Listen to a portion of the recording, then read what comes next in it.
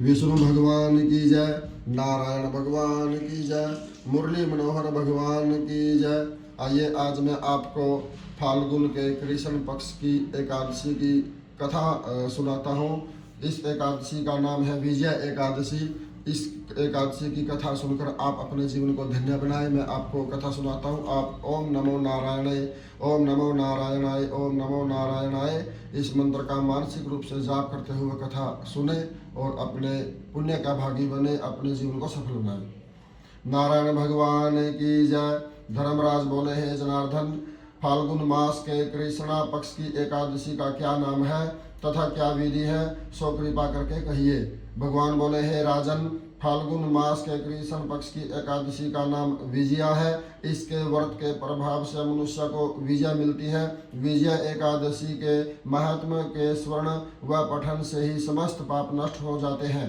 एक समय नारद जी ने ब्रह्मा जी से पूछा, हे ब्रह्मा जी, आप मुझे फाल्गुन मास के कृष्ण पक्ष की विजया नाम एकादशी का व्रत विधि विधान से बतलाई। तब ब्रह्मा जी बोले, हे नारद, विजय एकादशी का व्रत प्राचीन तथा सब पापों को हरने वाला है। इस एकादशी की विधि मैंने आज तक किसी से नहीं कही है। यह समस्त मनुष्यों को विजय प्रदान करने वाली है। त्रेता युग में श्री रामचंद्र जी को जब 14 वर्ष का वनवास हो गया, तब वह श्री लक्ष्मण जी तथा माता जानकी जी सहित पंचवटी में निवास करने लगे। उस जगह महापापी रावण ने सीता जी का हरण किया। इस दुख घटना से श्री राम तथा लक्ष्मण जी अति व्याकुल हुए और सीता जी की खोज में चल दिए।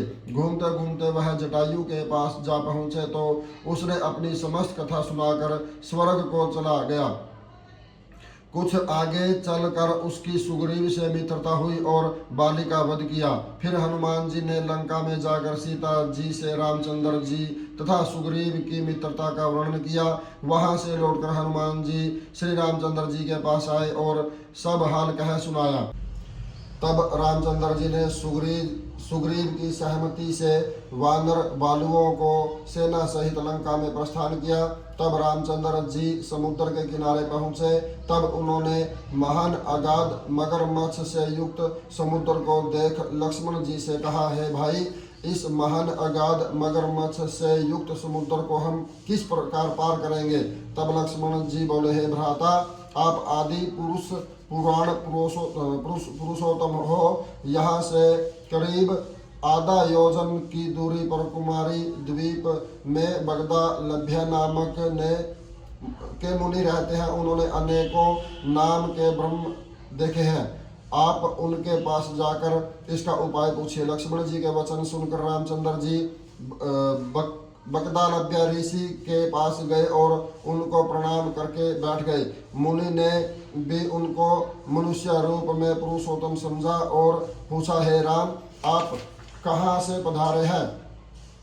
तब वह बोले, हे महर्षि, मैं अपनी सेना सहित यहाँ आया हूँ। आप कृपा कर समुद्र पार करने का कोई उपाय बताए, इसी के लिए मैं आपके पास आया हूँ। तब ऋषि बोले, हे रामचंद्र जी, मैं आपको उत्तम व्रत बतलाता हूँ। फाल्गुन मास के कृष्णा पक्ष की विजया नामक एकादशी का व्रत करने से तुम समुद्र के अवश्य ही पार कर जाओगे और तुम्हारी विजय होगी। हे राम जी, इस व्रत की विधि यह है, दशमी के दिन स्वर्ण, चांदी, तांबा या मिट्टी किसी का भी कलश बनावे, उस कलश को जल से भरकर तथा उस पर पंचवल्लभ रख कर वेदिका पर स्थापित करे। उस कलश के नीचे सतनजा होता है, 7 अनाज को मिलाकर सतनजा बनाते हैं, उसी को सतनजा बोलते हैं। और ऊपर जो रखे उस पर श्री नारायण भगवान की स्वर्ण प्रतिमा स्थापित करें। एकादशी के दिन स्नान आदि नित्य कर्म से निर्वृत्त होकर धूप दीप निवेद्य नारियल आदि से भगवान की पूजा करें। उस समस्त दिन को भक्ति पूर्वक कलश के सामने व्यतीत करें और रात्रि को भी उसी तरह बैठकर जागरण करना चाहिए। द्वादशी के दिन नदी या तालाब के किनारे स्नान आदि से निर्वृत्त होकर उस कलश को ब्राह्मण को दान देना चाहिए। हे राम, यदि तुम इस व्रत को अपने सेनापतियों सहित करोगे तो अवश्य ही विजयी होगी। तब श्री रामचंद्र जी ने मुनि की आज्ञा अनुसार विधि पूर्वक विजया एकादशी का व्रत किया, जिसके प्रभाव से दैत्यों के ऊपर विजय पाई। अतः हे राजन, जो मनुष्य इस व्रत को विधि सहित करेगा उसकी दोनों लोकों में विजय होगी। ब्रह्मा जी ने नारद जी से कहा, है पुत्र, जो इस व्रत का महात्म सुनता है, उसे सुनाता है, उसे वाजपेयी यज्ञ के फल की प्राप्ति होती है। बोलिए विष्णु भगवान की जय। ये मैंने आपको फाल्गुन मास के कृष्ण पक्ष की विजया एकादशी की कथा सुनाई।